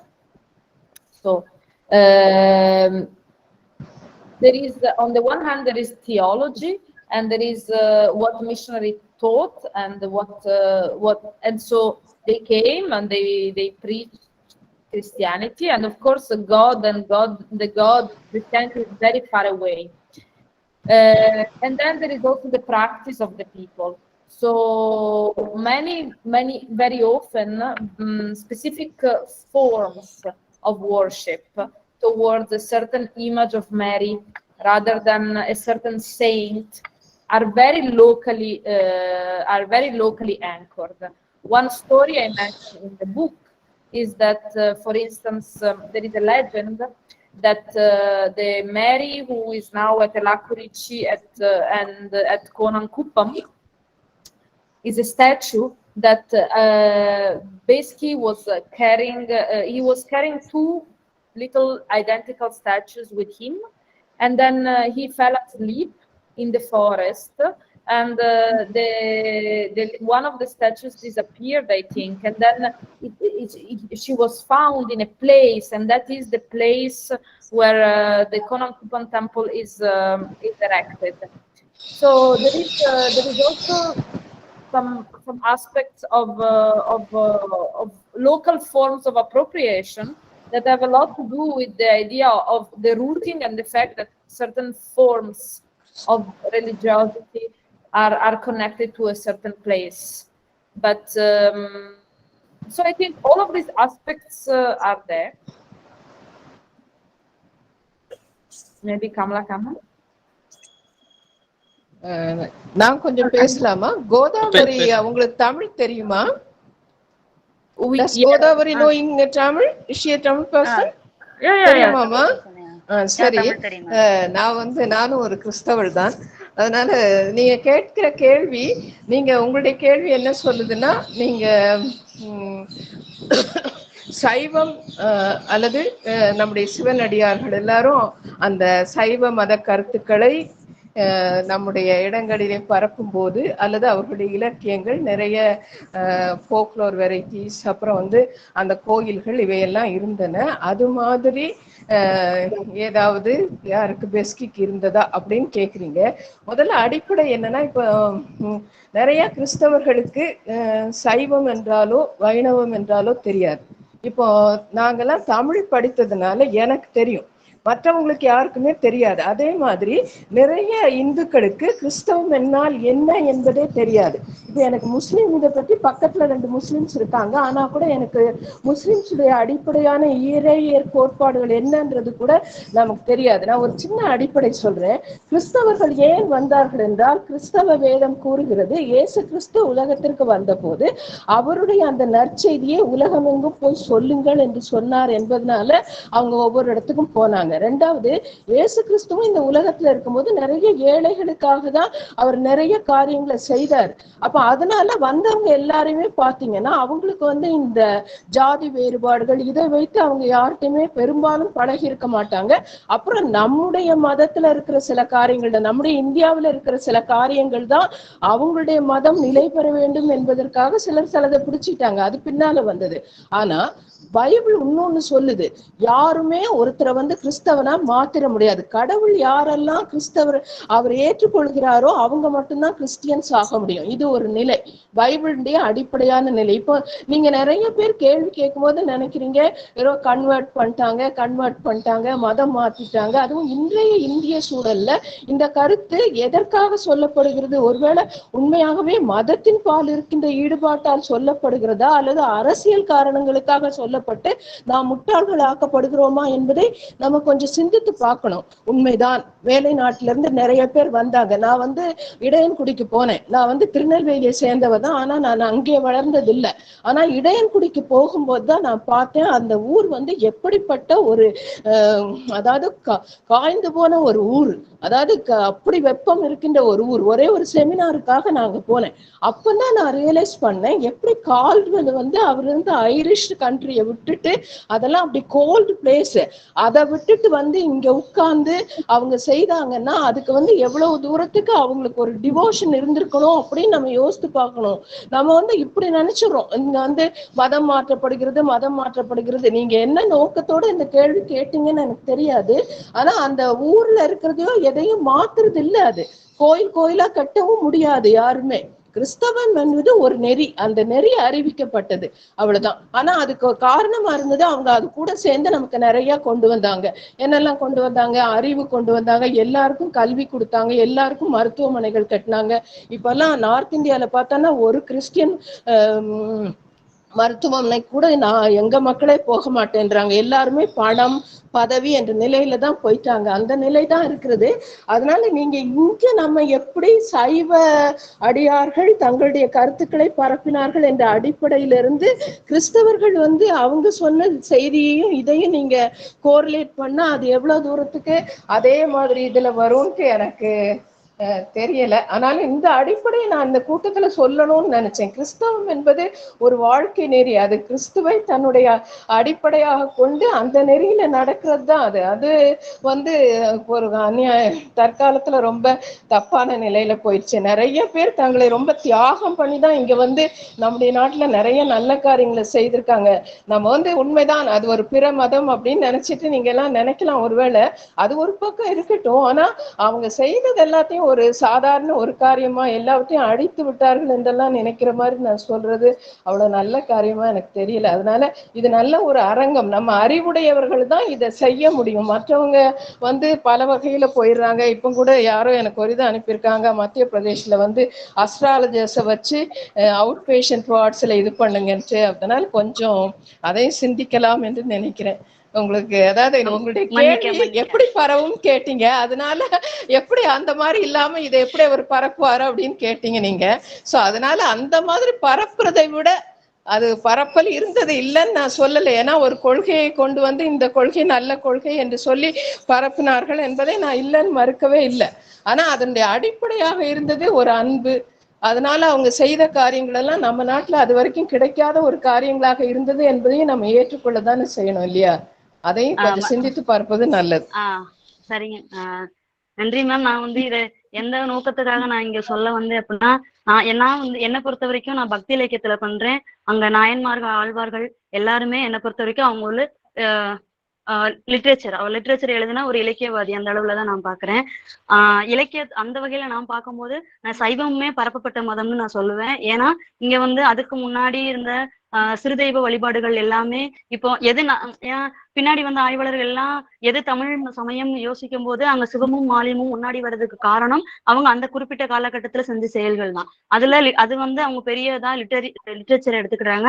நான் அதை எந்த ஒரு தனிப்பட்ட முறையில இது புரிஞ்சு எந்த ஒரு இந்த மதமும் சொல்லணும், எல்லா மதங்களுமே எல்லா சமயங்களுமே இதுதான் அப்படின்னு சொல்றேன்.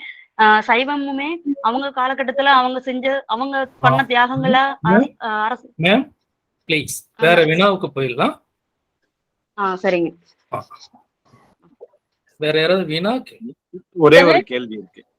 Can I just also only say one rapid thing and very quick thing in reaction to what Indra said, that perhaps one only thing that I thought and I hope the book is doing is actually to help, and I'm very happy to be here for this, that perhaps it's not very easy to know the story of other communities, and so I really hope that this will open up a little bit the question of like the story of Tamil Christian and how and what was happening in the 18th century for a lot more people.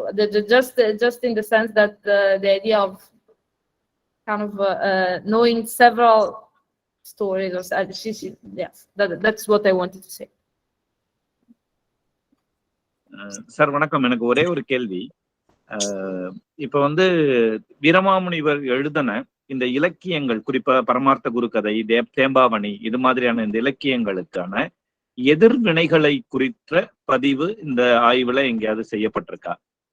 இல்ல ஏன்னா ஒரு வைதிக சமயம் ரொம்ப வலுவா இயங்கின ஒரு காலகட்டம், சைவம் ரொம்ப தீவிரமா இருந்த காலகட்டம் இந்த காலகட்டமும் கூட.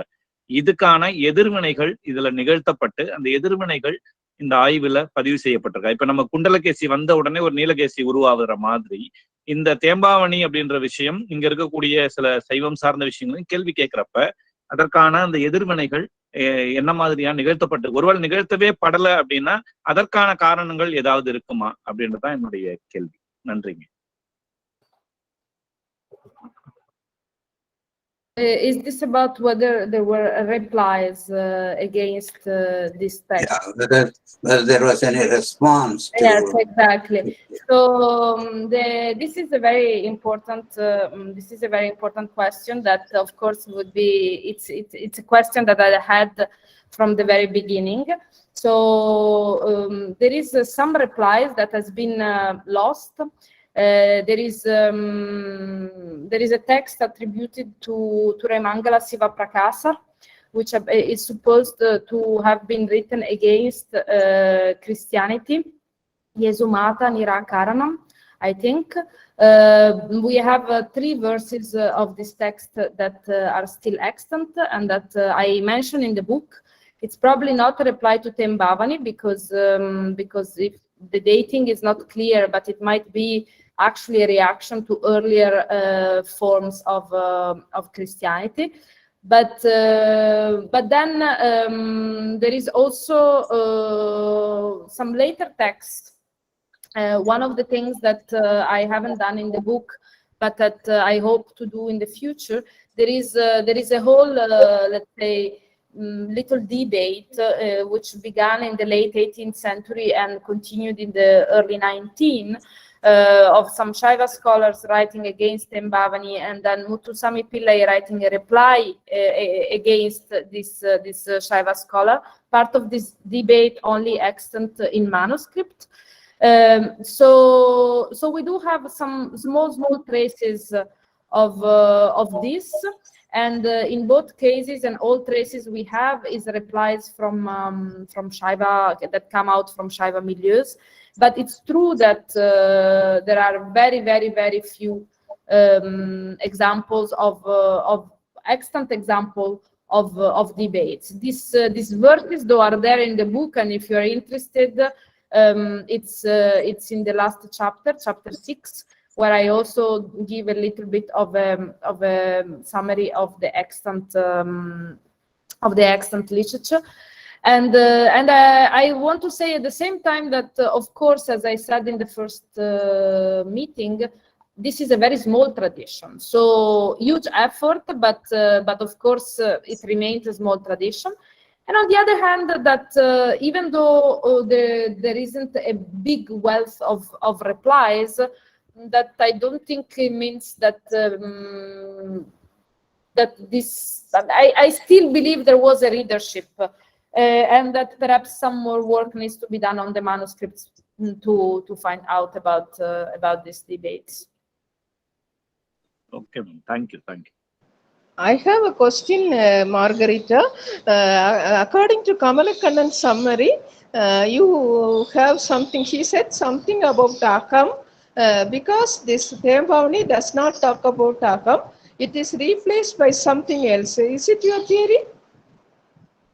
Indeed, basically knew about Aham, but both in Tonnul Vilakam and in the Thembavani, he doesn't adopt it nor as a principle for organizing the things, nor, and in fact, I mean, the very topic of love stories is not something that he is comfortable with.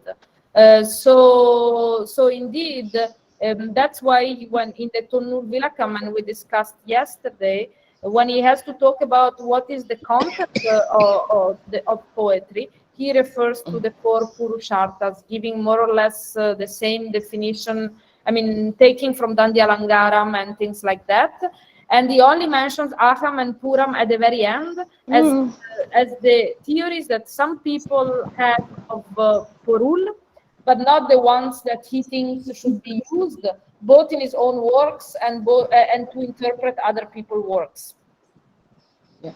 But in Tonnul Vilakam, I don't know why he has done that. He has left Aham. That's different, because usually Christian in this Vedanaya Shastri, also in all his works in Jnana Vula as well as Bethlehem Kuravanji, he doesn't use any Aham motives. He has formed it in a different way. Just like that, leaving out Aham is okay for Betsky, even though it is not right. But why he has left Puram? That is my question. He has given only one simple paragraph, I mean, about all those first 79 of Puram, and with that he concludes it. Yes.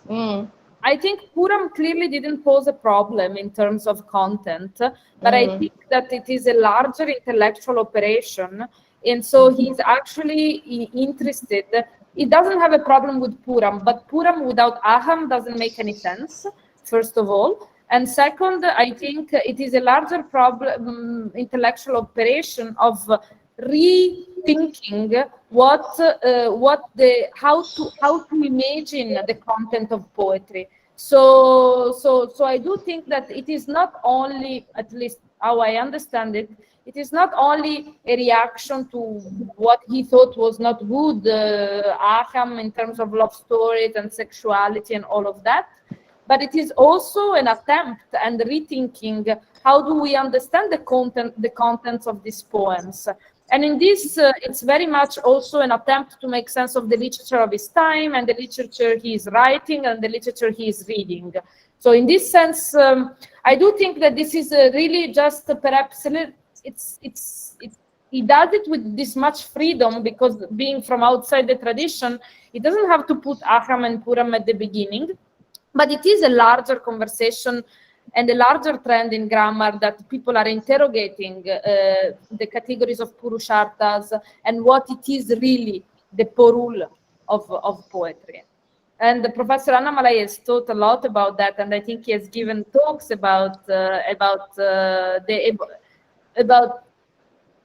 issues of porul, no? So at this time, so I would read it like that.